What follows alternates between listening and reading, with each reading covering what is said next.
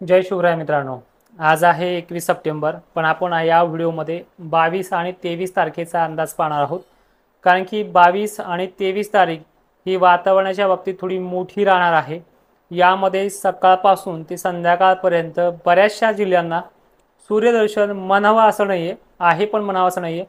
गरमीची level, ढगांची व्याप्ती आणि धुई धुक्यांचा मारा हा पश्चिम महाराष्ट्र, खानदेश, मराठवाडा आणि विदर्भाचा बुलढाणा जिल्हासुद्धा यामध्ये आहे.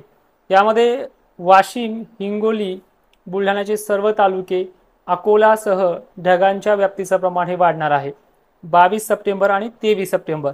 सगळ्यात अगोदर आपण 22 सप्टेंबरची व्याप्तीचा विषय बघूयात. पश्चिम महाराष्ट्रामध्ये पहिली माहिती पाहूयात.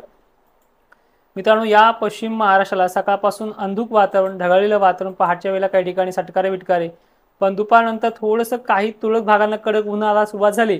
लगेच सोलापूर, सांगली, पंढरपूर, अहिल्यादेवीनगर परिसर, पुणे, सातारा, सांगलीला दिवसभरातून कोणत्याही क्षणी मध्यम ते जोरदार पावसाची सुरुवात होणार आहे. आणि 4-5 वाजले 22 तारखेला की नाशिक क्षेत्र, अहिल्यानगर, छत्रपती संभाजीनगर, पुणे परिसर तसेच बीड जिल्हा अशा दक्षिण भागातल्या पावसाला आणि पश्चिम भागातल्या पावसाला ही सुरुवात होणार आहे. उद्या साक्री तालुक्यामध्ये मालेगाव, नांदगाव, निफाड हे जे काही परिसर आहे, उत्तर जो काही भाग आहे या भागांना ही लवकर सुरुवात करेल, पण दिवस मावळीच्या आतमध्ये सुरुवात होईल. पश्चिम महाराष्ट्राची सुरुवात जरा लवकर असेल, 1-1:30च्या टायमिंगच्याही आतमध्ये काही भागांना सुरुवात करेल. यामध्ये कोकण किनारपट्टी, सिंधुदुर्ग हे भाग देखील समाविष्ट आहेत.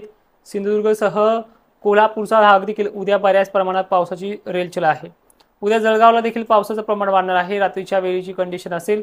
पश्चिम महाराष्ट्र जवळपास 80% व्याप्तीमध्ये मोडतो आहे.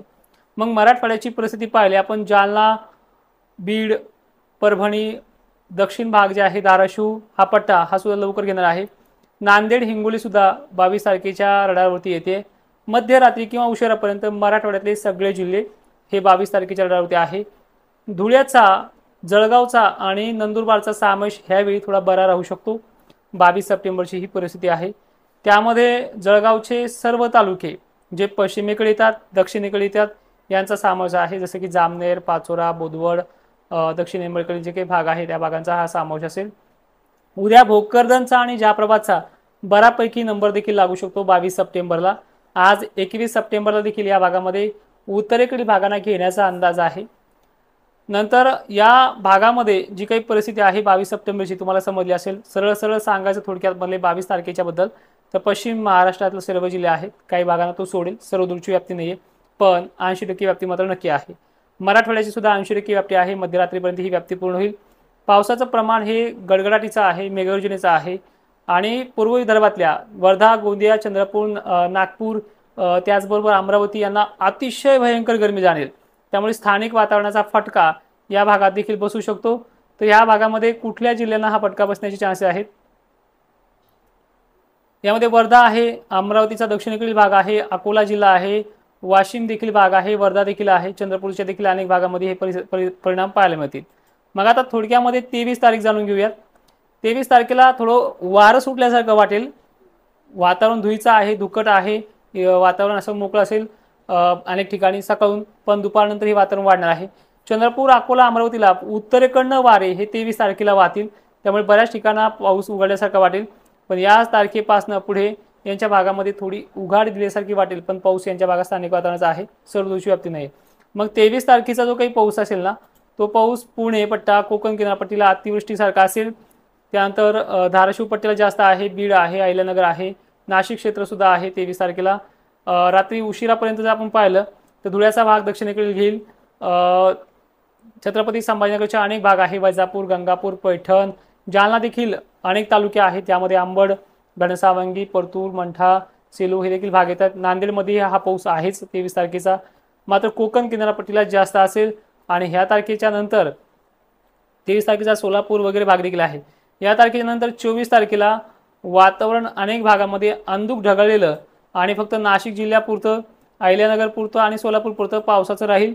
बाकीच्या विदर्भामध्ये अकोला, अमरावतीला याचा फारसा धोका नाही आहे. कारण लो प्रेशर जे आहे, चक्रीवादळ जे आहे, हे लवकरच तेलंगणामध्ये 24 तारखेच्या हिशोबामध्ये मध्यरात्रीपर्यंत तेलंगणामध्ये पडसाद उमटणार आहेत. पावसाची रेलचेल फक्त तेलंगणा आणि छत्तीसगड पुरतीच राहील.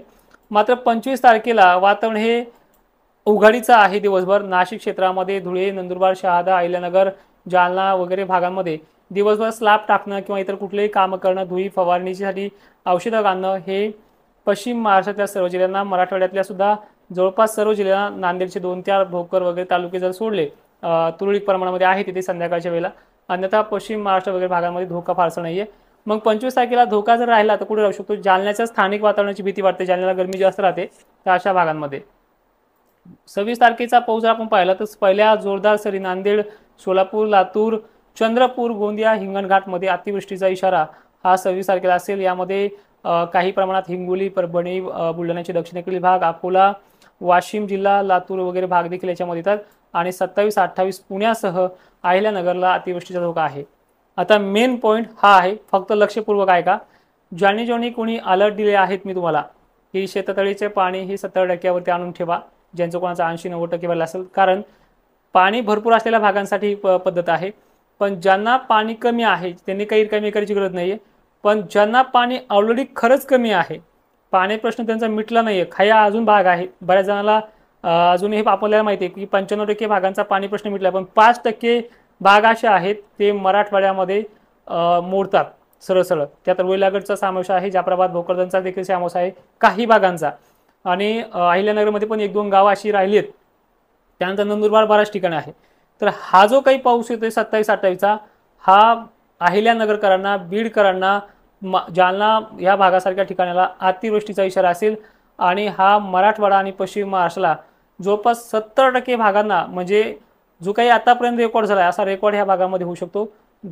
धोका वगैरे आपण जे काही हे शब्द वापरू शकत नाही, पण अलर्ट मात्र 27ला मराठवाड्यातल्या प्रत्येक जिल्ह्याला असणार आहे.